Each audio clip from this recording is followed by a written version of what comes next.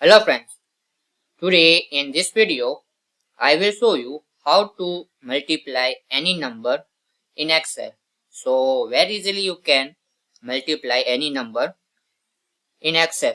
So very simple steps. So firstly you need to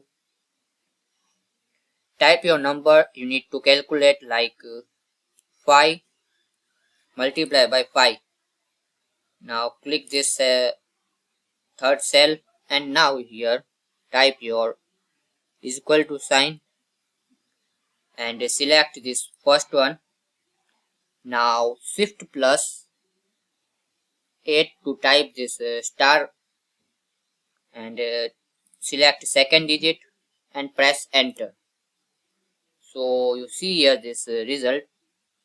Very easy and simple way to multiply in Excel. So this way you can do it. So thanks for watching this video. Please subscribe my channel for more useful videos.